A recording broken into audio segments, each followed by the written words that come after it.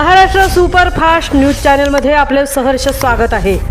का सत्याची धार लेखणीची महाराष्ट्रातील ताज्या आणि वेगवान बातम्या पाहण्यासाठी आपल्या हक्काचे चॅनल शेअर करा, लाईक करा आणि सबस्क्राईब करा।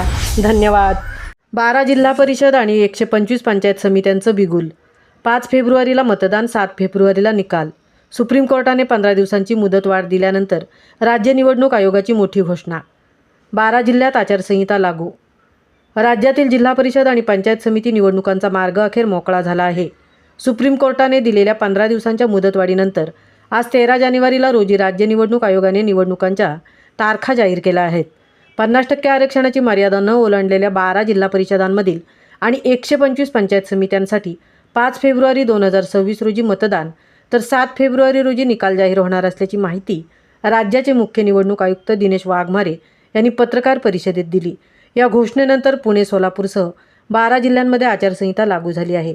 निवडणुका होणाऱ्या जिल्ह्यांमध्ये लातूर, छत्रपती संभाजीनगर, परभणी, धाराशिव, सोलापूर, कोल्हापूर, पुणे, सातारा, सांगली, रायगड, रत्नागिरी आणि सिंधुदुर्ग यांचा समावेश आहे। या निवडणुकांमध्ये मतदारांना 2दा मतदान करावे लागणार असून यासाठी 1 जुलै 2025 ची मतदार यादी वापरली जाणार आहे। तसेच नॉमिनेशन ऑफलाईन पद्धतीने दाखल करता येणार आहे। महत्त्वाचा निर्णय म्हणजे नामांकनाची मुदत संपल्यानंतरही उमेदवारांना घरोघरी प्रचार करता येणार असल्याचे स्पष्ट करण्यात आले आहे। राज्यातील ग्रामीण राजकारणासाठी या निवडणुका अत्यंत महत्त्वाच्या मानल्या जात असून आता सर्वच पक्ष या जोरदार तयारीला लागले आहेत। महाराष्ट्र सुपरफास्टसाठी संजय खांबेटेंसह तृप्ती भोईर, म्हसळा।